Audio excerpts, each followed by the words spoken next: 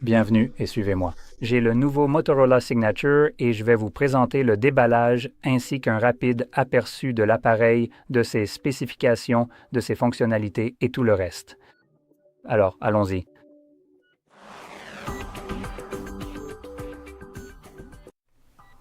D'accord. Pour commencer, il faut couper quelques scellés. Signature ne veut pas dire, apparemment, qu'on a droit à de jolis onglets à tirer comme sur certains autres appareils. Avant de commencer, je tiens à préciser que ce téléphone, du moins d'après son nom, laisse entendre qu'il s'agit littéralement du modèle le plus haut de gamme. Enfin, c'est aussi ce que j'associe au terme signature, mais à part vous savez écrire ou signer votre nom. Bref, allons-y, on va voir ce qu'il y a à l'intérieur. On a une sorte de mention Motorola FIFA 2026, comme si ça avait de l'importance ici, et quelques spécifications. Celui-ci dispose donc de 16 gigaoctets de RAM et d'un demi-téraoctet de stockage. Bref, je l'ouvre simplement. D'accord. Il y a deux côtés juste ici. Ensuite, on trouve un peu de paperasse. L'outil d'éjection de la carte SIM. Il n'a rien de spécial, c'est un outil basique. Et puis, on a une boîte agréablement parfumée. Je tenais à le signaler. J'aime bien ça. Ensuite, on a la coque en plastique pour notre appareil, avec un MagSafe intégré. C'est plutôt bien. Passons à la suite. Merci d'avoir choisi nos produits. Vous savez, je ne vais pas me donner la peine de lire ça, et il n'y a rien de l'autre côté. Ensuite, nous avons le téléphone.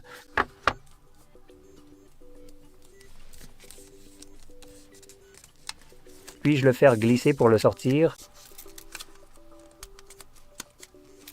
Oh, je peux. Génial, génial, génial.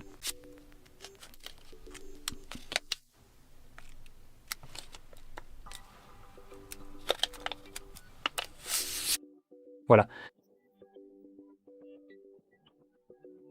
C'est un dos intéressant. Et cette couleur était assurément un choix. Ouah! Ce n'est pas forcément mon choix, mais bon, si ça te plaît, tant mieux.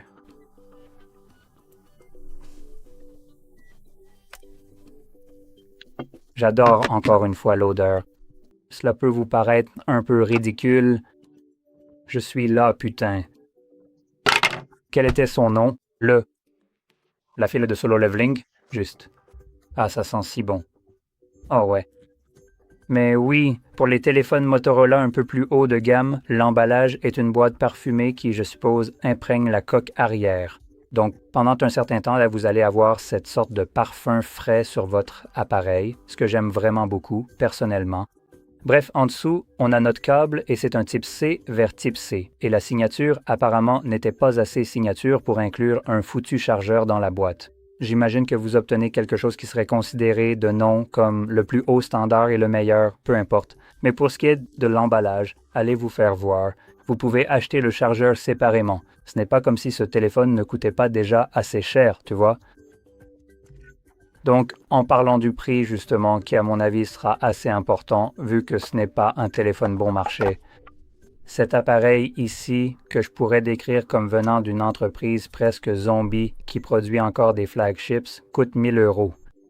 Ça fait quoi, 1200, 1300 $? Laisse-moi vérifier ça rapidement, juste un instant. En fait, je vais faire une recherche sur cet appareil et voir combien il coûte réellement au lieu de me baser sur GSM Arena, car ils ont peut-être de bonnes informations, mais parfois, niveau prix, ce n'est pas top. Donc, pour ce qui est de la situation actuelle dans ma région spécifique, cet appareil technologique coûte environ la somme de 4300 zlotys. Et si l'on convertit ces 4300 zlotys en dollars américains pour avoir une meilleure idée du prix à l'international, cela représente un montant assez conséquent. On parle de 1200 $ pour cet appareil. Waouh, c'est un prix sacrément élevé pour un téléphone. Tu penses vraiment pouvoir rivaliser avec le S25 Ultra ici, Sam, Motorola? Parce que franchement, je peux déjà deviner que tu n'as absolument aucune chance de rivaliser avec ça. Mais allons-y en gardant à l'esprit que le prix de ce téléphone est en gros celui d'un S25 Ultra, voire peut-être même plus cher de nos jours, sachant que je suis presque sûr qu'on peut acheter ce téléphone un peu moins cher. Cela dit, le S25 Ultra aura un processeur moins puissant que celui qu'on a ici. C'est le tout nouveau Snapdragon ici, donc il sera un peu plus rapide. Mais si tu ne t'intéresses pas à cette vitesse supplémentaire, honnêtement, tu ne pourras pas faire la différence entre ces deux appareils. La seule fois où tu pourrais la remarquer, c'est avec une légère augmentation du nombre d'images par seconde dans les jeux. Mais là, on parle de jeux vidéo extrêmement gourmands et exigeants en ressources, pas d'un simple petit jeu comme Subway Surfer qui tournera à pleine vitesse même sur un smartphone d'entrée de gamme aux performances limitées. Bref, l'écran ici même, qui sera sans aucun doute la toute première chose que vous remarquerez en prenant l'appareil, est un magnifique et immense écran de 6,8 pouces de diagonale avec une résolution précise de 1264 par 2780 pixels. Il s'agit également d'un écran doté de la technologie de pointe LTPO AMOLED pour une fluidité et des couleurs optimales. 1 milliard de couleurs, taux de rafraîchissement de 165 Hz, certification Dolby Vision, certification HDR10+, et une luminosité maximale de 6200 nits. Qu'est-ce que c'est? La surface du Soleil. Donc, apparemment, cet appareil peut devenir vraiment très lumineux. Vous voudrez peut-être le coupler avec des lunettes de soleil, parce que si vous vous prenez toute cette luminosité en pleine nuit, oh là là, je vous plains d'avance.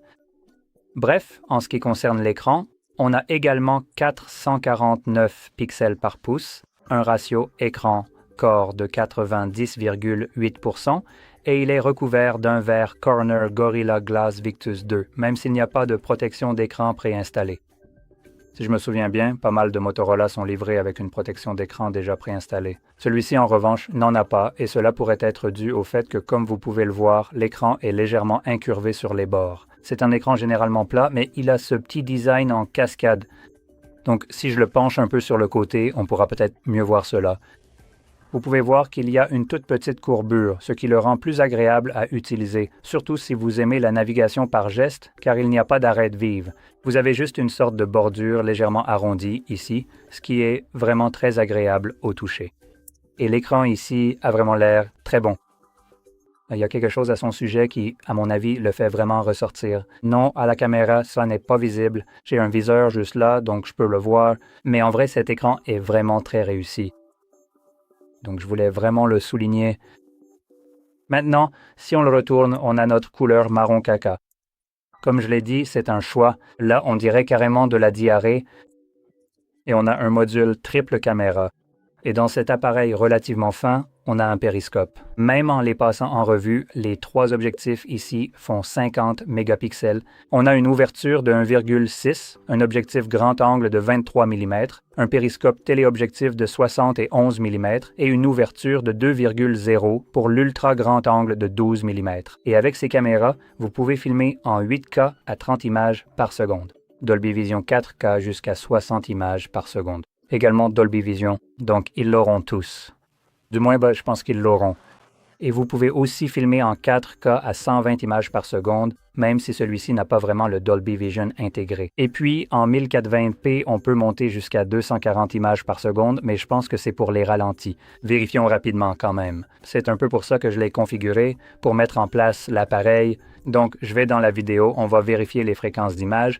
Et ici, on a la 4K qui monte jusqu'à, 60 comme je le pensais, et la 8K.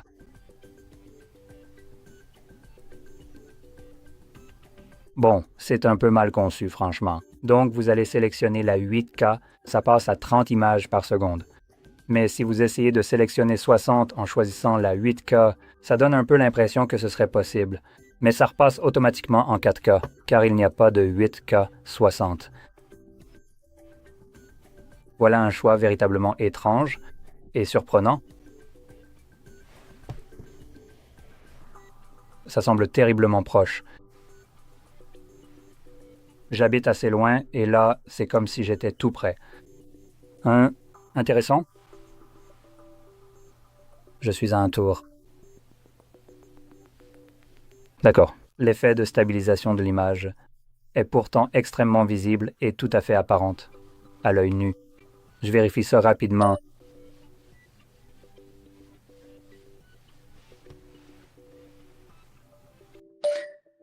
Il y a quelque chose d'un peu bizarre quand je bouge.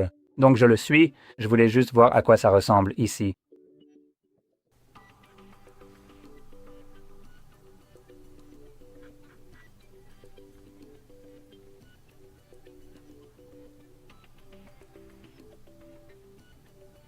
D'accord? Honnêtement, c'est ce à quoi je m'attendais.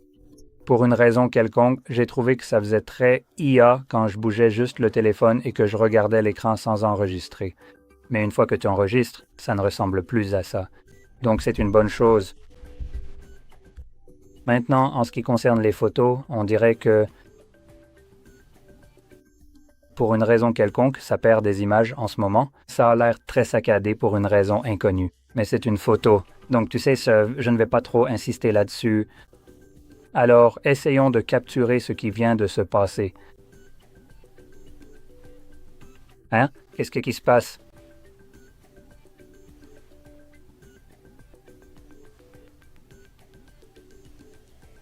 On est en train de changer d'objectif automatiquement, là? C'est quoi ce délire? Ça a l'air tellement bizarre.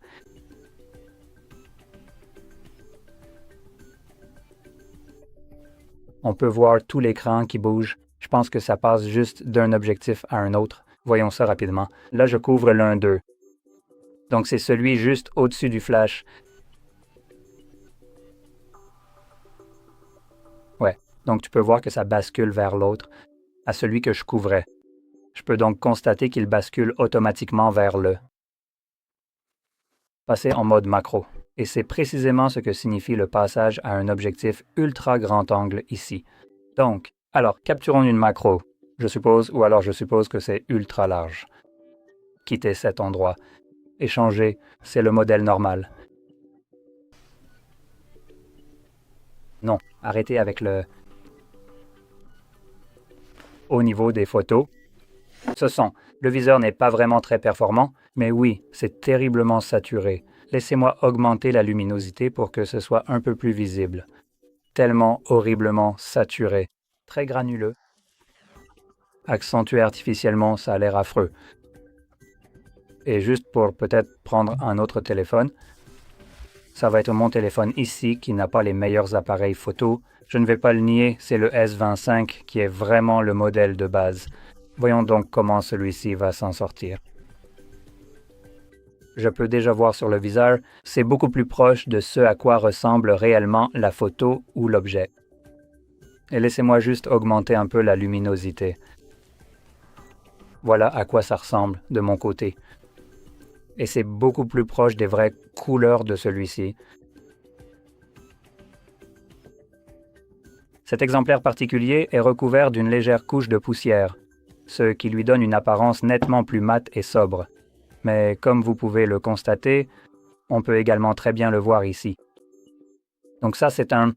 Les tout petits cailloux que l'on voit ici ressemblent en fait beaucoup plus à ce que je peux voir normalement à l'œil nu, surtout si on les compare avec ce que nous avons juste ici, qui n'est vraiment pas du tout comparable en termes d'aspect.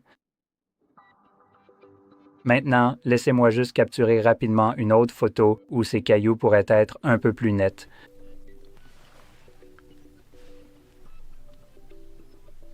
Voilà, c'est un peu mieux.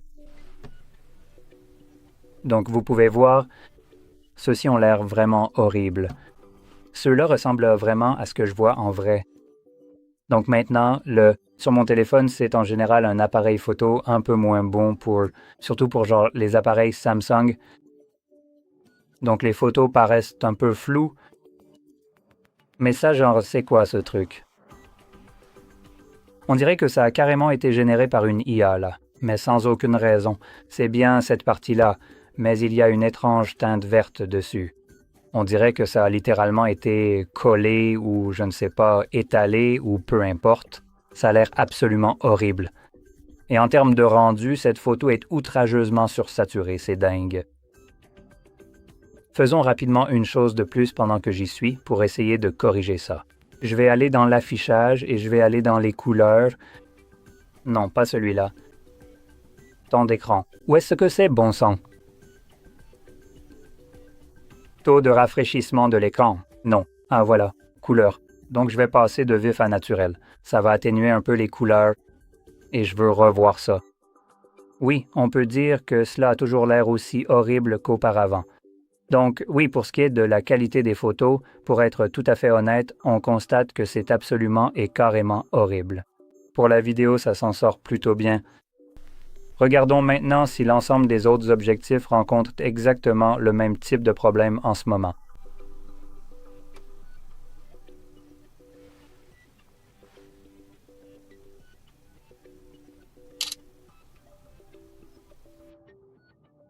OK, le zoom 2x ressemble un peu plus à ce à quoi il est censé ressembler, mais il y a une quantité hallucinante d'IA qui travaille en arrière-plan.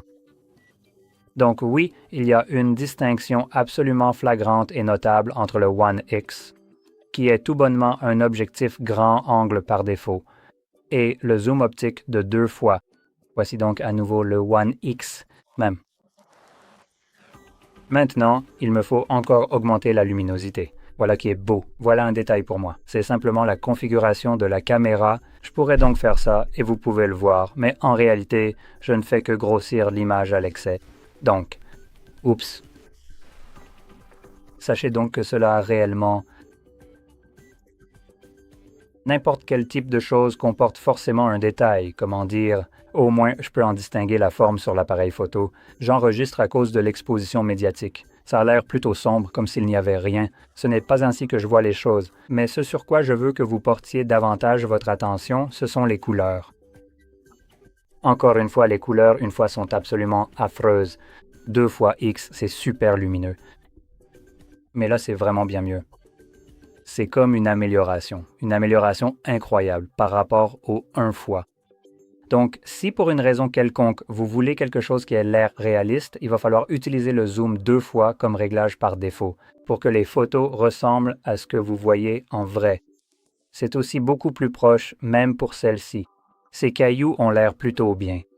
Je sais pertinemment que c'est à un niveau macro, c'est à peu près comme ça qu'ils ressemblent. Donc, on peut vraiment zoomer ici de façon incroyable et garder pas mal de détails tout en conservant la couleur de chaque élément. Et la seule différence ici par rapport à la réalité, c'est que cette photo a été un peu trop exposée, donc c'est un peu plus lumineux que ça ne devrait l'être. Il y a juste trop de blancheur, trop de luminosité qui se dégage de ça. Donc un peu trop d'exposition. Donc la vidéo a l'air correcte. Le zoom 2x a l'air correct aussi. L'ultra grand angle, d'après ce que j'ai vu avec le mode macro, voilà, ça a l'air d'aller. Pas terrible.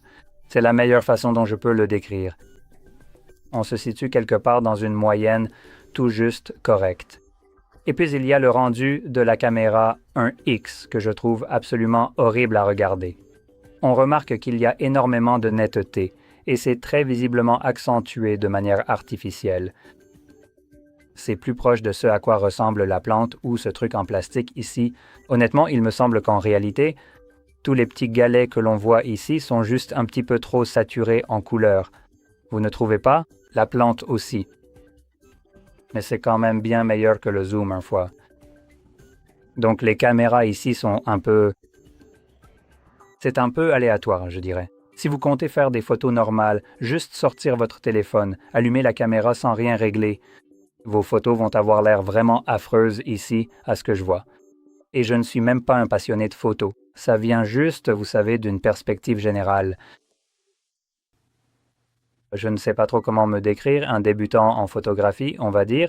Je peux, vous savez, sortir mon téléphone, prendre des photos et savoir si elles vont être réussies ou non.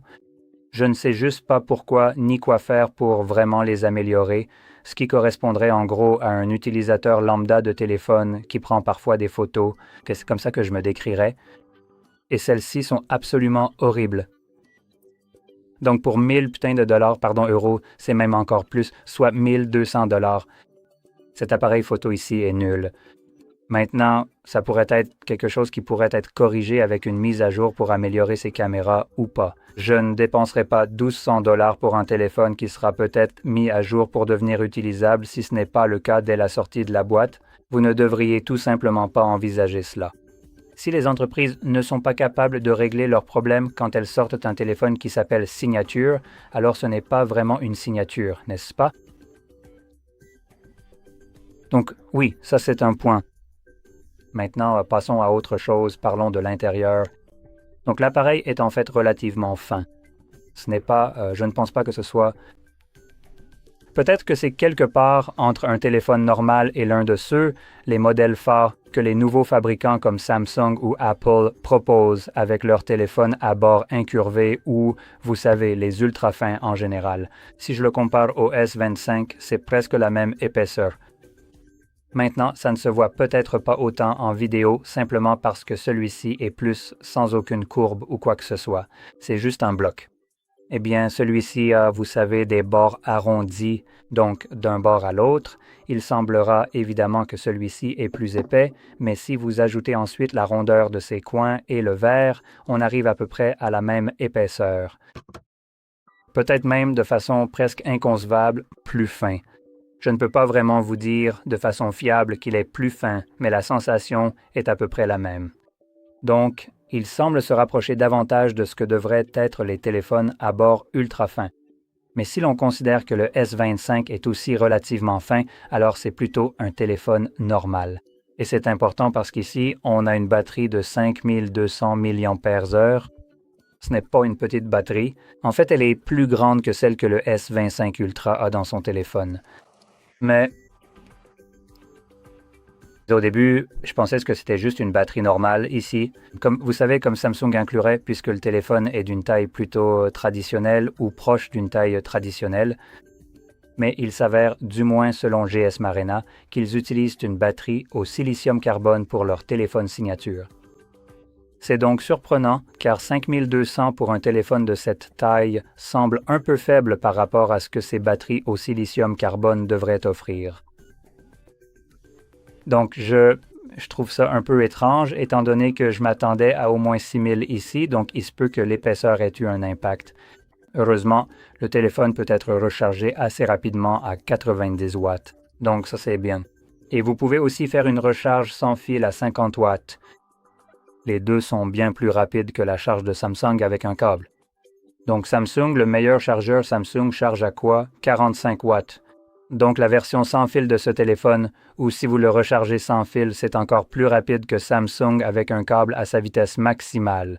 Et si vous avez quelque chose comme moi, le S25, celui-ci ne charge qu'à 25 watts avec un câble.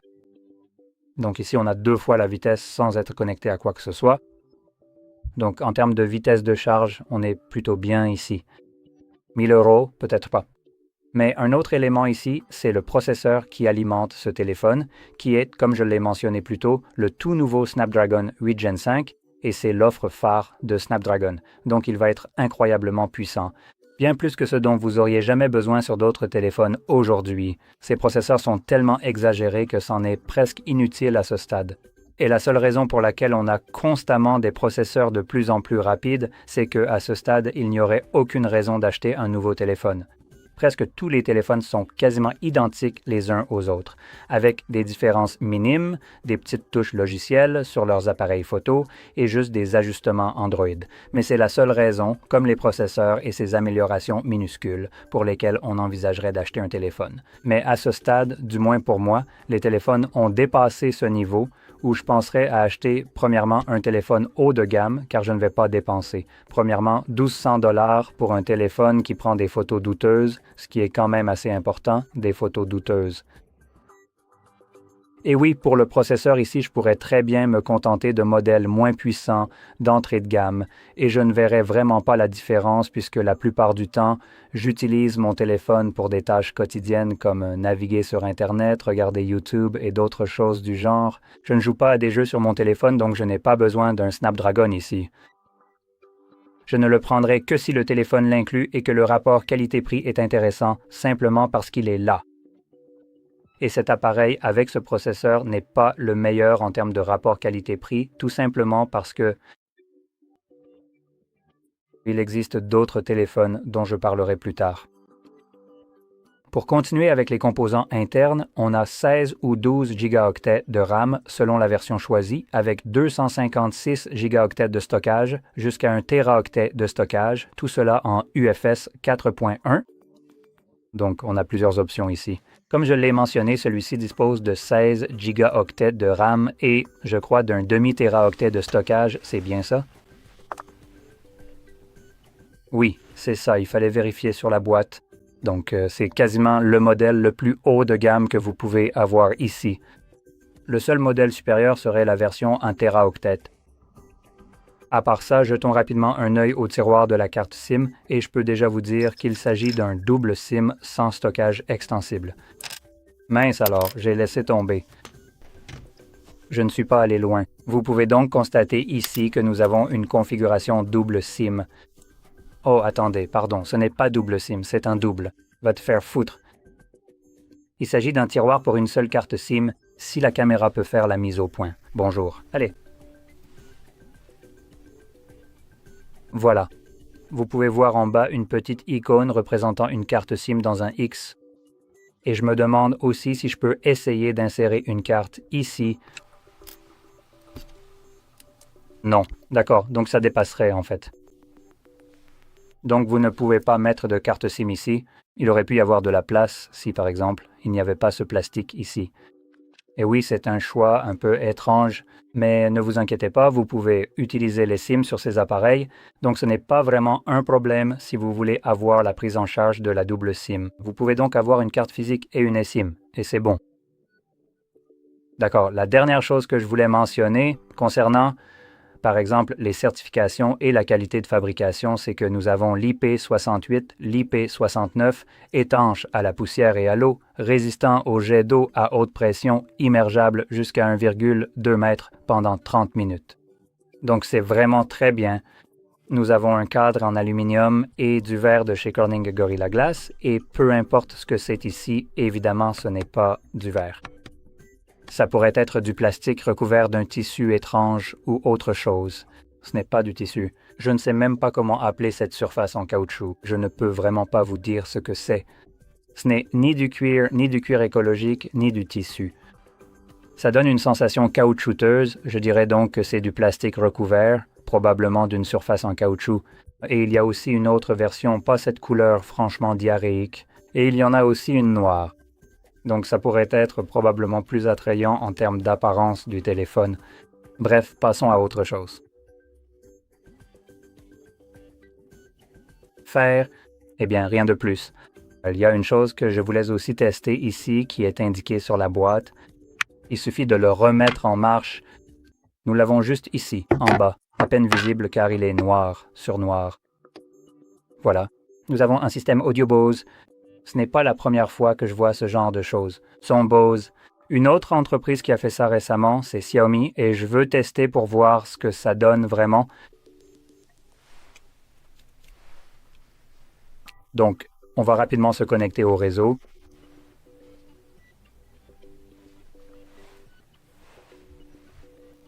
D'accord. Utilise ce compte. Attends, en fait, je veux aller sur YouTube.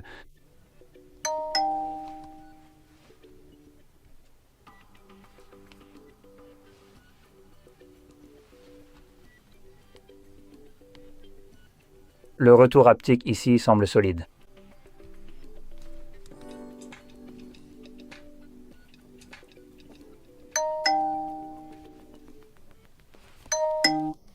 On enlève encore ces fichues notifications.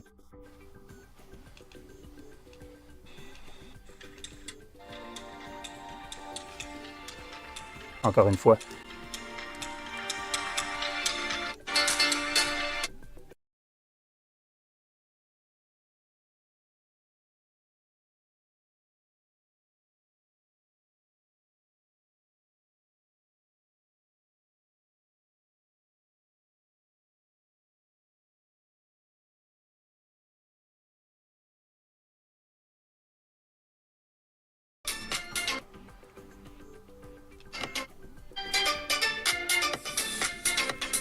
Bon, donc son Bose ne veut absolument rien dire ici.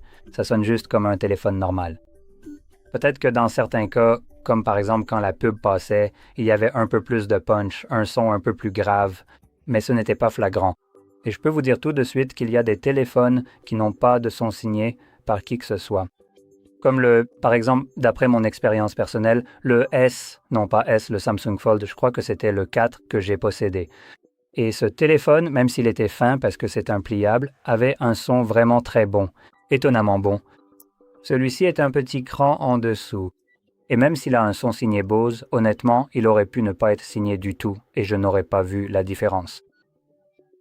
Le son commence à se déformer à partir de 75% du volume, voire un peu plus.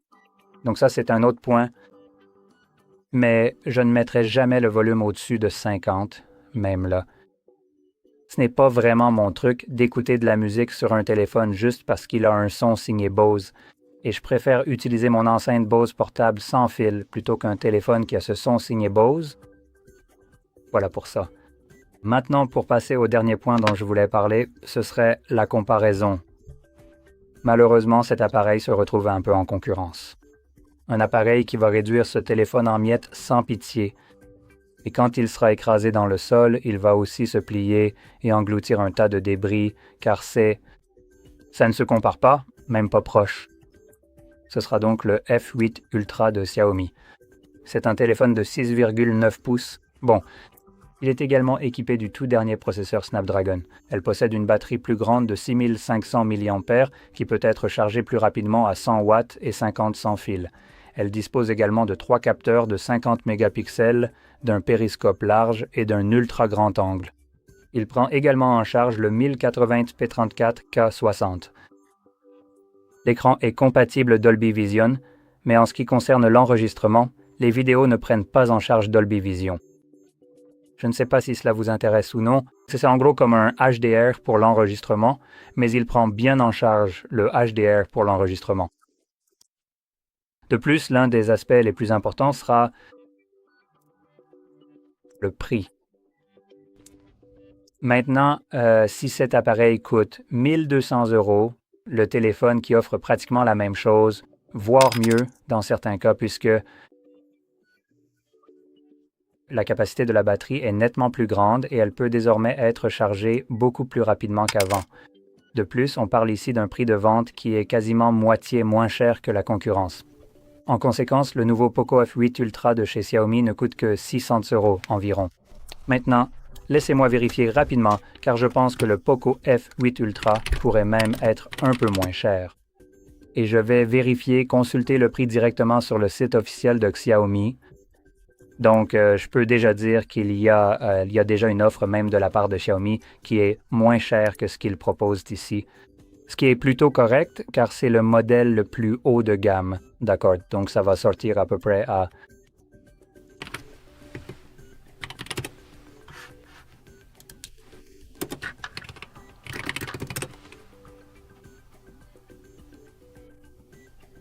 D'accord, donc si cet appareil coûte 1200 $, le Poco coûtera environ 830 $. Et cela inclut déjà la taxe. Gardez simplement cela en tête. Et en termes de... En ce qui concerne les euros, on est actuellement à un montant de 712 contre une somme totale de 1000. On constate alors un écart significatif de 300 €, ce qui représente environ 400 $ de différence. Donc pour 400 $ de différence, c'est un appareil incroyablement plus cher qui est presque identique au Poco. Donc, je ne peux pas recommander ce téléphone simplement à cause de son prix ridiculement élevé. Le coût n'est pas vraiment justifié quand tout ce qu'il propose peut être obtenu pour moins cher. Et dans certains cas, en termes d'utilisation, je préfère personnellement avoir une plus grande autonomie de batterie qui durera plus longtemps plutôt qu'un téléphone plus fin. Mais ça, c'est juste une préférence personnelle, donc si vous pensez l'inverse, tant mieux, alors allez-y, prenez celui-ci. Mais encore une fois, pour ce prix-là, vous pouvez probablement aussi obtenir d'autres appareils qui fonctionneront un peu mieux. Personnellement, je préférerais opter pour quelque chose comme le S25 Ultra si je voulais de bonnes photos. Et je suis presque sûr, rien qu'en ayant testé le F8 Ultra, que celui-ci prendra aussi de meilleures photos que ce que nous avons ici. Et les deux téléphones ont les mêmes caméras sur le papier en termes de mégapixels, même si ce n'est plus vraiment la meilleure façon de définir la qualité d'un appareil photo de nos jours. Je dirais qu'il y a beaucoup de choses différentes qui se passent avec les appareils photo en termes de logiciels. Donc, beaucoup de téléphones aujourd'hui produisent des photos très artificielles, presque générées par l'IA. Celui-ci en est évidemment un parfait exemple. Donc, je choisirais probablement quelque chose comme le S25 Ultra ou le Poco F8 Ultra. Ces deux téléphones seront excellents. Le Samsung sera un peu en retrait en termes de performance, d'autonomie et de vitesse de charge, mais il aura probablement de meilleures capacités photo comparées à celui-ci, tandis que le Poco offrira une meilleure batterie et des spécifications globalement très solides, avec également un excellent écran et tout le reste. Voilà un peu d'où je viens. Et c'est assez drôle, le Poco F8 Ultra propose aussi un son signé Bose, si cela vous intéresse. Si vous voulez juste avoir un autocollant Sound by Bose, vous pouvez choisir celui-là. Le F8 Ultra a en fait un haut-parleur à l'arrière du téléphone, ce qui lui permet d'être un peu plus puissant que ce qu'on a ici, mais en termes de qualité, encore une fois, n'en attendez pas trop. C'est la même chose qu'ici. Le Sound by Bose n'est pas vraiment l'argument de vente de ces appareils. Honnêtement, ça ne veut absolument rien dire pour moi, selon mon expérience d'écoute. C'est juste du marketing pour le marketing, mais au final, on n'obtient rien de vraiment utile. Un appareil comme le S25 offrira un son presque aussi bon que le Sound by Bose, avec pour seul avantage du Poco d'être beaucoup plus puissant grâce à ce haut-parleur amélioré qui se trouve directement à l'arrière, quelque part par ici. Donc, bref, ça résume à peu près tout. J'espère que cette vidéo vous a été utile et si c'est le cas, n'oubliez pas de liker, de vous abonner et merci d'avoir regardé.